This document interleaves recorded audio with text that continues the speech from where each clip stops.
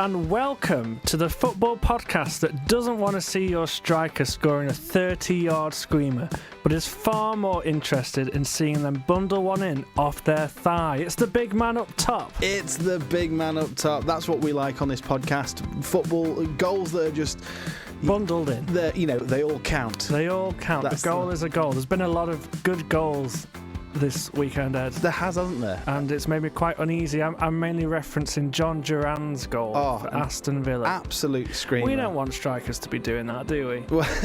Well, I think, we do, but it doesn't fit with the vibe. It doesn't fit with the vibe. No, yeah. So what did you think to the weekend's action, Joe? Well, it's been obviously quite a disappointing weekend as a Liverpool fan. It has. Yeah, it's been back down to earth. Back down to earth has been the phrase. I want to just bring a couple of quotes that I've taken from some sports media over the weekend. One quote was embarrassing. Sure. One quote was the honeymoon period is over. That's all a bit dramatic. It's quite one dramatic. Loss. Yeah, one loss. What are your thoughts about Liverpool? I think Forest played well. They did. I think it was one of those where Forest had a clear tactical game plan and Liverpool didn't know how to cope with that. That they packed out the midfield. They didn't really play with wingers until they brought on Hudson-Odoi. And they just played it tactically very well. Yeah, and also, I just think it's interesting to look at that phrase, the honeymoon period is over. Sure. Things were pretty good to begin with. Look, it's been plain sailing. It's been plain sailing. Well, we'll see how Liverpool get on. Touching on great goals, as you mentioned, that goal from Duran at Villa. Everton throwing away a 2-0 lead again. They went 2-0 up. Did any of us think they were going to win that game? Well, being 2-0 up. I don't know if we did. It's starting to become a bit of a theme, and I feel like listeners will start to get the sense that we are willing Everton to do poorly, which we're absolutely not. It's not the case. It's a real shame. It's not the case. It is a shame, but it's a little bit funny as well. They're thrown away 2-0. Well, you're certainly revelling in it. Yeah. What do we think the issues are? Because when I watched the game, I felt like Everton struggled to contain Villa down Villa's left-hand side. But once you're 2 goals ahead, you can't be losing. Is that a sign that maybe they're mentally weak? I think it's a mental thing, surely. And it's not something you expect of a Sean Dyche team, Absolutely is it? not. I feel like after throwing away a 2-0 lead, Sean Dyche will have gone into them last week and said, this doesn't happen again. Yeah. And so for it to happen all over again is just one of those. Remarkable. What about Man United? They got a great win away at Southampton. Yeah.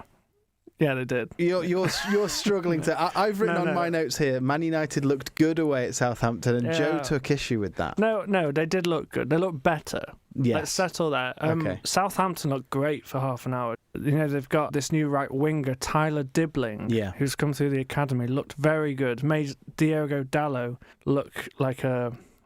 championship defender. Wow, goodness me.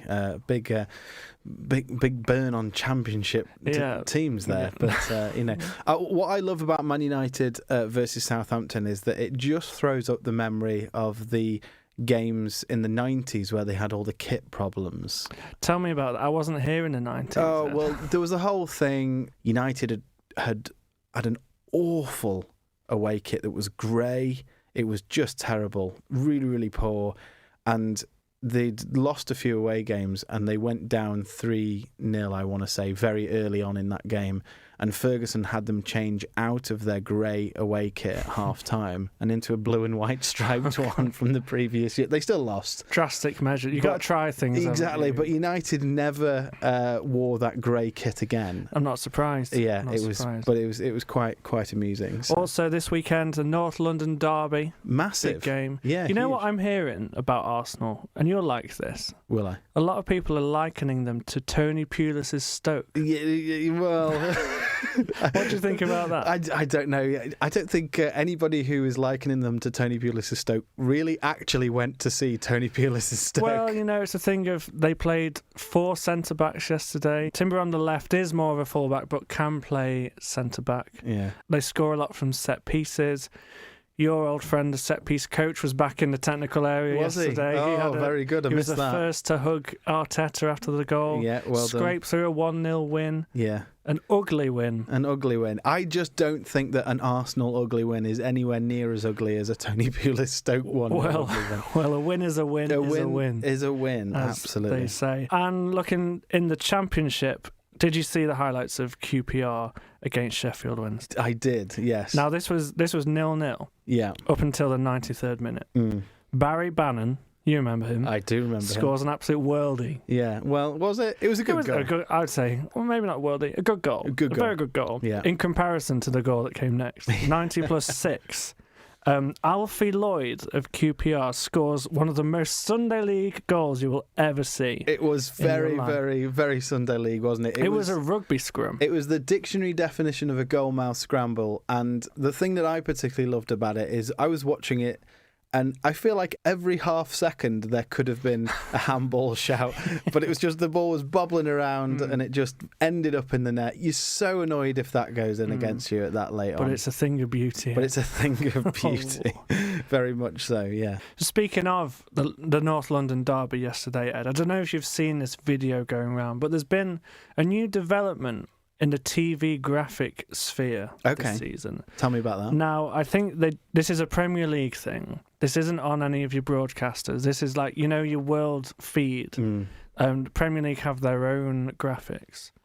And after Arsenal scored yesterday, there's a little animation in the top left corner. It showed the bird from the Tottenham badge kind of swanning along, and then the cannon from the Arsenal badge shooting down the Tottenham bird to release a puff of smoke that read, "North London is red," after one goal. It feels a little over the top, don't you think? It's a bit much. And also, as well, just this idea of a big cannon destroying a bird, that doesn't feel very 2024, does it? It's not. Are the RSPCA going to get involved? Well, I think they should, and they have a right to do that. And I think, for me, this is a wider issue. Okay. I think you see this with social media accounts from clubs getting involved with things, getting involved with jokes that we have. So, there's been a trend the last couple of weeks of Barclaysmen. Yeah. Where people have got a bit bored in the international break, and they've started to speak about your Barclaysmen. These are like your Blackburn players, your Bolton players of the mid-noughties. Everyone's having a bit of fun, like it's a trend, posting videos. Then as soon as clubs get involved to do this, it's a bit like, oh. They ruin the joke. It's like when your parents start using slang as a teenager. It just ruins it. Or they start listening to songs that you like. Yeah. That's what I feel like this is. The Premier League are saying North London is red. That's not on them to say. It's not on them to say that at all. No, yeah. And I did see some of these animations before the season, and I didn't look at them that closely, but the thing that struck me was that some of them, when you've got obvious teams with obvious nicknames that works, then that sort of makes sense. You got the cannon of Arsenal and the little red devil for United or whatever.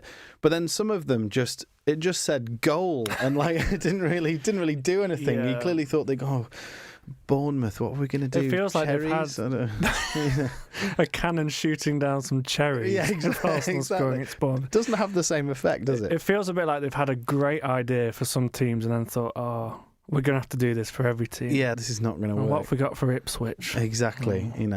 Tractors.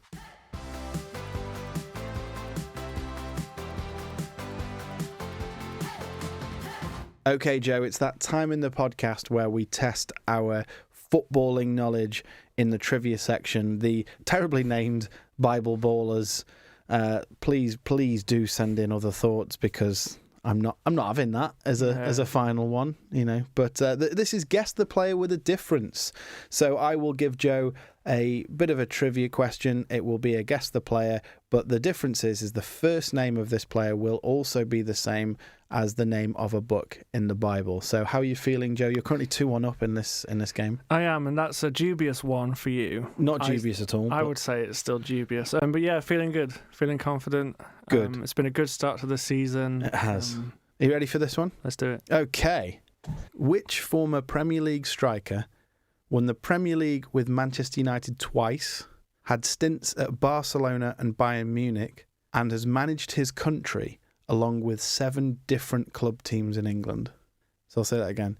Which former Premier League striker won the Premier League with Manchester United twice, had stints at Barcelona and Bayern Munich, and has managed his country along with 7 different club teams in England? You got any thoughts? Interesting. Well, my former Premier League striker, my mind went to Dion Dublin. Okay. I don't think it's him. I didn't say currently presenting Homes Under the Hammer. Homes Under the Hammer. Yeah, I'm struggling with this one. Struggling with this one. Barcelona and United, Henrik Larsson, but there isn't a book of Henrik in the Bible. No, there isn't. Bible. Okay, well, what I'm going to do is I'm going to give you the rest of the episode to have a think about it, and we'll come back at the end. Okay, I've got a question for you, Joe. You're a Liverpool fan, so why? why did you start supporting Liverpool? It's a great question, Ed, and it's a difficult one to answer, particularly this weekend. Why do I support this team? Exactly. But yeah, my family, they originate in Liverpool. I had grandparents that lived there. I have a great-grandma that still lives there. And my dad took me as a child. I remember my first game was 2005, Liverpool against Bolton, a 1-0 win, Igor Biscan with a header. Igor Biscan, there's a name. And I just remember him taking me to that game, my first Anfield experience, and just absolutely loving it. I grew up near Crewe Alexandra, had a season ticket there, so I'd go along, but just didn't compare to what I experienced at Anfield. And yeah, ever since then. So I'm a Stoke fan. I was born and raised in Stoke. My family mostly live in Stoke. But interestingly, when I was getting into football as a child, I loved Man United. They were the team I was interested in. It was that 90s team, your Giggs, your Cantonars, your Keanes, your Beckhams, etc. When I was sort of 7, 8, 9, those were the players who were, peak United at their pomp. And that's what made me love football. But then my uncle, I think, probably panicked and didn't want this for his nephew. Yeah, exactly. He started taking me to Stoke away games. So all of a sudden, that'll do it. All of a sudden, I'm in the away end at Bury, Macclesfield.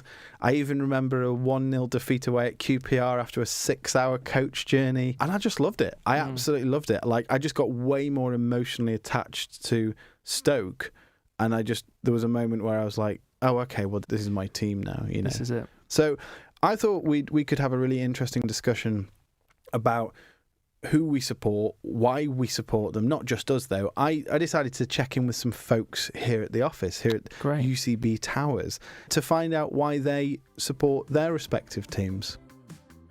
Hey, it's Dave Tanner here, UCB1 presenter, midnight to 5 Mondays and Tuesdays. I support Notts County. Come on, you pies! Because they are geographically the closest football club to where I live. They're also much cheaper to go and watch than Nottingham Forest. Hi, I'm Sarah. I'm a presenter on UCB1 and I support Man City because I am Manchester born and bred. It goes back generations in my family supporting City. And also the whole team just make me so proud. Whenever I see any of them, I get a little bit emotional. That's why I support Man City. They're the best. Why wouldn't you? Hi, I'm James Etz. I'm part of the Kingdom Academy and I support Man United because it was a team I just grew up watching, started from match in the day.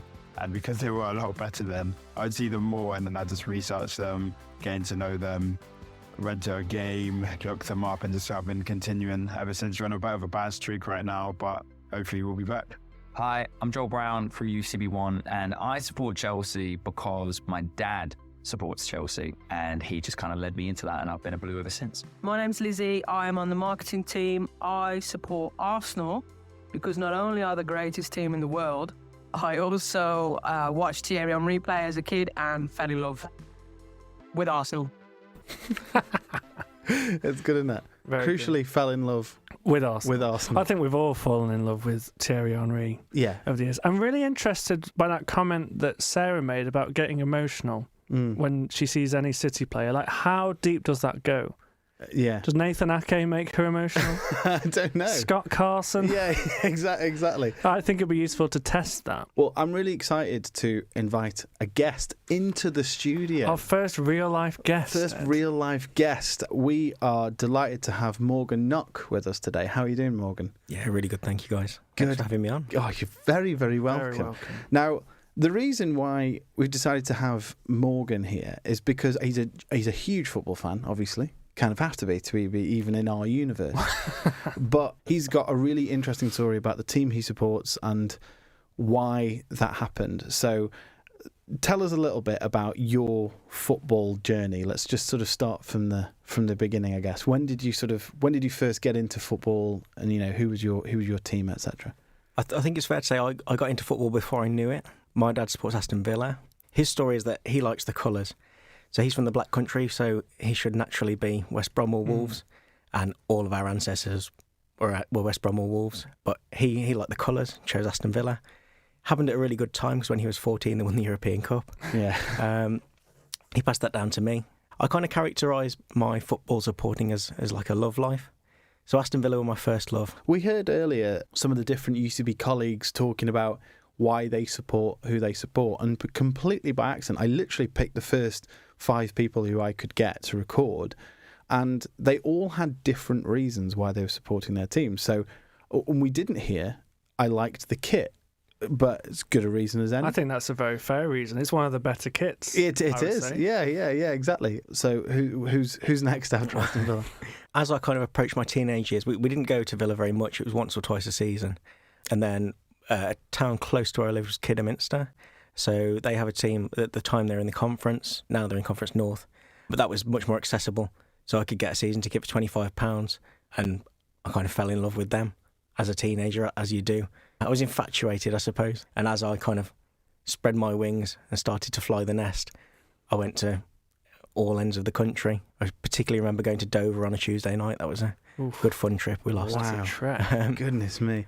When you sort of see those fans and you're like, yeah, on a Tuesday night, I remember recently thinking about that when I was at Stoke, and I think it was Middlesbrough on a weeknight, and I thought, who are these people? Who are these people that got nothing better to do with their time? It's Morgan. That's exactly who it is. It's just 100 Morgans. Yeah. Oh, yeah, absolutely. There was less than 100 of us following Kidderminster, I can assure you. But yeah, as that ramped up, as I got a bit older, there was one season where I went to every single game and was travelling all around the country.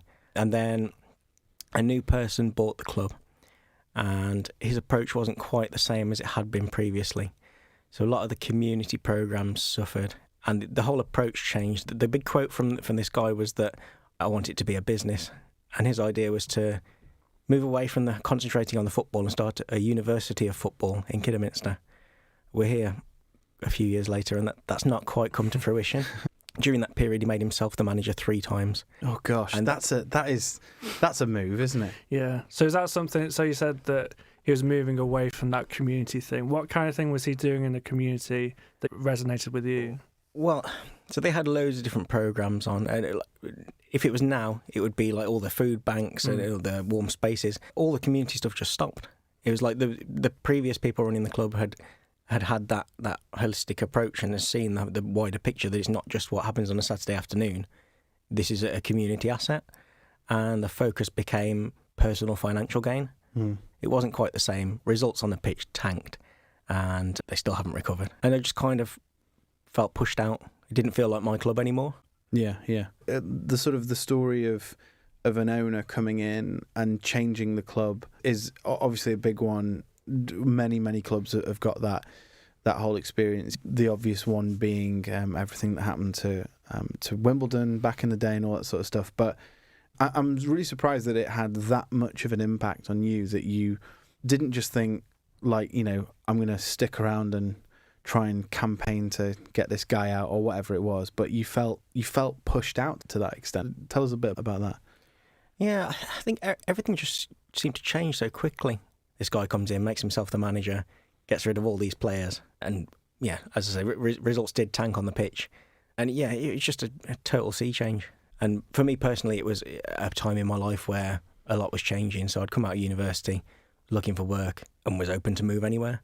And so, it sounds like a bit of a cop-out, but I didn't want to be the person standing there protesting. I had that opportunity to move away. You talked about it being like a love life and a bit like a relationship going sour. You'd felt slighted by what had happened at Kidderminster. Where does it go there? So it was New Year's, over the Christmas New Year period, 2016-17, and I was on holiday with my friends. We went and rented this big house in the middle of nowhere in Scotland, and while we were there, Inverness were playing Livingston. I said, well, right, I'm getting on eBay. Whichever the cheapest scarf is, Livingston or Inverness, I'm picking that, and we're going to go sit with their fans and have a great time. As it happened, I found a Livingston scarf, and we went and sat in the away end. There was about 15 Livingston supporters. This was Scottish Championship, so it's not the nowhere leagues, but it is a really, really long way to Inverness. It's quite a long way to Livingston. Well, yeah. So Livingston got a late equaliser, drew 1-1. Alan Lithgow scored. He was part of a team that went from League One at that point all the way to the Premier League. It was perfectly timed. So I met loads of great people, and they said, well, why don't you come back next week? And as they say, the rest is history. Oh, gosh. So you started this long-distance relationship. I pitched up to watch a random game and suddenly fell in love with Livingston. And the rest of my life is in their hands. What was it about Livingston that you connected with? Because geographically, that's not ideal, right? No, so it's a 500-mile round trip from my house. Yeah. Just as an aside, you don't drive, Morgan. So how are you getting there? Tell us about the journey to go and watch Livingston. So, well, during the train strikes over the last couple of years, it's been really problematic. I was catching a bus from my house to the nearest town at 11:30 at night, then getting a coach from there to Manchester, then a coach from Manchester to Glasgow. I'd get into Glasgow about 6 o'clock Saturday morning, and then I went over to Livingston, and then the same on the way back. So there's a coach that leaves Glasgow at 10:30 to come back to Manchester. So I'm getting to Manchester at 4 o'clock in the morning, and then eventually back to my house at 8:30 on Sunday morning. So I'm leaving at 11:30 on Friday night to get back 8:30 on Sunday morning. In 2 consecutive weeks I did that. We lost 4-1 to Hibs and 3-0 to Inverness. Oh, goodness me. I was going to say, is it worth it? It's always worth it. It's all about the people, and I think that's what going to football matches is about generally. All those people that I started talking to in Inverness welcomed me into their community, and I really felt like a part of it immediately. There were just people came out the woodwork. Oh, I'm from Livingston. I go occasionally. I live in Chester. I live in Manchester. I live in Stratford. And wanted to be my friend. And then it was the same in Scotland. People go and they hear or they follow me on Twitter, or they just see me around, and you just get talking to people, just like at any football match. But I guess I've got that added quirk that I'm that weirdo from England that does that 500-mile round trip. I wasn't going to say weirdo, but I mean, you sort of hit the nail on the head there, I suppose. So tell us a bit about, because you've been quite obsessed with the history of Livingston as well. Tell us a little bit about your fascination with the history. Well, it's funny you mentioned Wimbledon a few minutes ago, and there is a kind of link. So Livingston are kind of like the MK Dons of Scotland. But I didn't know this when I was going in. But it's really interesting. So you stuck with them now. You can't move on. Well, yeah, quite. So it goes back to the 1940s. So there's a company called Ferranti that made electronic parts for aircraft, and they had a work team that started playing in the Edinburgh Work League. And by some massive series of events, a place became available in the Scottish Football League. The local council gave them Meadowbank Stadium to play in, so they changed the name to Meadowbank Thistle. They played there for 20 years, enjoyed some success. And then another one of these big bad owners came in and said, well, I want to move this team to Livingston. And it didn't go down well, but basically the guy got away with it, moved the team to Livingston. So that's interesting, because I always think of MK Dons as being the first time we tried that in British football, but it wasn't. It happened. Yeah, I think it's I'm surprised that it's not more well known. And as I've discovered this, wanted to go and learn everything I possibly could about it, because like you say, I am obsessed with Livingston, but actually that goes back beyond my lifetime. So this is an exclusive. Last week I bought the domain meadowbankthistle.co.uk. Wow. So I've got a really clever spreadsheet that has all the people who've ever played every game for Meadowbank Thistle, virtually. I'm nearly there. I've got a big drawer full at home of programmes from the 70s, 80s, 90s. I'm 4 short on the entire Meadowbank Thistle collection. Oh my goodness. Wow. So I mean, I don't do things by half measures. You don't, do you? You're committed. Well, I mean, good luck on your journey to sort of uncover the history of this team. It sounds absolutely fantastic.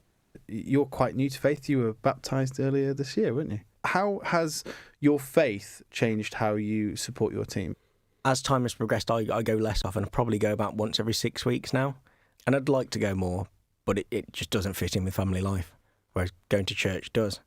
When I was at school, the kids in the playground would throw around the word glory hunter a lot. Joe, do you remember hearing that? At Yeah, I mean, I always got it as well. Of course you did, yeah. Obviously, the year that I properly got into Liverpool was 2005, when the famous Champions League final in Istanbul. Yeah. If you don't support a team from where you're from, there's almost this kind of judgment of why, like, prove to me why you deserve to support this club. You were derided for supporting a team that wasn't your local team.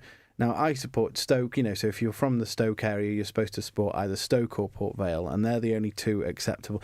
But actually, I was very close to Eccleshall Town FC. They were the closest geographically. I had absolutely no interest in supporting them. And yeah, it was fine for me to pick Stoke. So I think it is interesting. I think there's a lot of double standards. But for me, it's all about it's about what is the connection, what's the emotional connection. Yeah, absolutely. And Morgan, you touched on when you were going along to Kidderminster, so you felt part of that club. And I think that's a sign of connection, right? That you feel part of this club, something changes in that club, and it almost hurt you, right? Like, yeah, absolutely. I played for the supporters team probably more than 50 times. It was a huge part of my life. Yeah, like you say, that there was that change, and suddenly I didn't love them anymore. Yeah. Or certainly not in the same way. Because actually this sort of reminds me of church in a sense that we can go to church regularly, but then there's a moment where we become part of the furniture, where we don't just go to the church and get entertained once a week or whatever it is, but we take ownership of the place. We are going around and, if there's any litter outside the entrance, you're picking it up, or if something needs doing, you just do it because all of a sudden it's not some place you go to just receive, but it's something that you are part of. It's a community that you're part of. And it's also a place that resonates with your values, and clearly justice is quite a big part of your values when it comes to football clubs. You cared about what the owners do, you care about the history of Livingston, and I think if you feel connected to that place, then you're entitled to support that team, right? Yeah, absolutely. For me, it's about having a safe place and somewhere that you feel welcome, and that's what I feel at both the home of the Set Fair Arena and at All Saints Church. That's lovely. That's really lovely. And listen, Morgan, it's been great to chat to you. Will you stick around for the rest of the podcast? I'd love to. Great.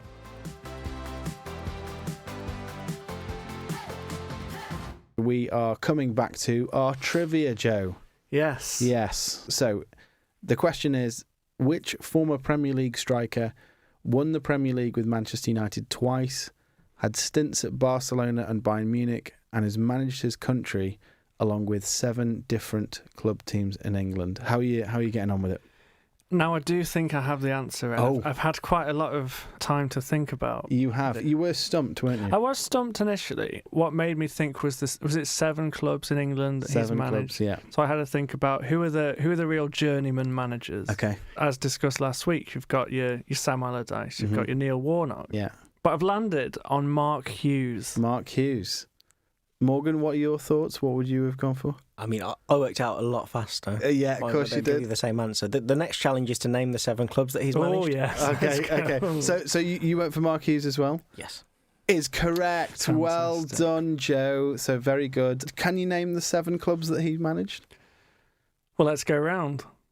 I'll start with Stoke City. He did manage Stoke. Manchester City. He did manage Man City. I've got the list here, so it's Wow. Who else? Bradford City. He did manage Bradford. Yeah, well done. Who Queen's else? Park Rangers. Queen's Park Rangers, correct. Can I say Wales? Sure. Yeah. That's a cop out. Morgan knows this. Go Come on, on. Morgan. Blackburn Finish Rovers. it off. Blackburn Rovers, correct. Definitely Southampton. Now I'm struggling. Is there one more? The other one was Fulham. Oh. He was Fulham manager. Yeah. An incredible career. Started at Man United, went to Barcelona. They loaned him to Bayern Munich. He went back to United, where he scored 83 goals in 256 games. And by the way, just remind yourself, he scored some absolute worldies. He did not score a goal that was less than 30 yards. King of the volleys, wasn't he? King of the volleys, yeah, absolute blinders. So, yeah, incredible career. Mark Hughes. Well done. There we go. Is that 3-1? That's 3-1, Joe. We've got a bit of correspondence, Joe. Some more Correspondence. Gosh. So you may remember that on the last episode, we were slightly disparaging to Blackpool as a town. I don't think we meant to be, but it definitely came across, didn't it? This was the conversation about Steve Bruce. We sort of simply asked, why would Steve Bruce want to go to Blackpool? Why would he do this? And UCB2 presenter Samuel Ball is a huge fan of Blackpool, and it just so happened that he was there this weekend. Of course he was. And he was not happy to hear our chat, and he sent us a note back to us. Well, Ed and Joe, here we are in beautiful Blackpool. Yes, it's breezy, yes, it's cold. But I can see why Steve wanted to come here because, I mean, what's not to like? You've got the beautiful sea, not one, not two, but 3 piers. Of course, you've got the iconic Blackpool Tower, which is there. And then if we turn you round, just behind me here, we have Blackpool Pleasure Beach as well. So, yes, the sea's a little bit choppy this morning, but it is lovely here. Who wouldn't want to come here and be the manager? Who certainly wouldn't want to come here and enjoy the sights, sounds and smells of Blackpool? So, yeah, it makes complete sense. It is heaven on earth here in Blackpool, if a little bit cold, yes. It's freezing. Samuel Ball there. Wow. Well, the weather sounded lovely. It did. The weather sounded absolutely horrendous. Also, he was talking about the smells of Blackpool. Do we think that maybe smelt like a comeback in the air? He could smell it coming, couldn't he? He could smell it coming, and we were trying to work out what the smell of a comeback was. Maybe it's the same as the smell of Blackpool, who Steve Bruce won his first game at the weekend. He did. For Blackpool. Yeah. So thank you, Samuel, for getting in touch. Thank you, Samuel Ball. Well, that's all we have time for this week on The Big Man Up Top. If you want to get in touch with the show, please ping us an email to podcasts@ucb.co.uk. Please follow, subscribe, and give us some good reviews if you can, because this will help us get the word out in the early days. And if you've enjoyed this, please tell your mates. A huge thank you to Morgan for joining us. Thank you. And thank you to our producer Anthony for all his hard work behind the scenes. And there'll be a new episode next Tuesday, Ed. There will. See you then. See you later.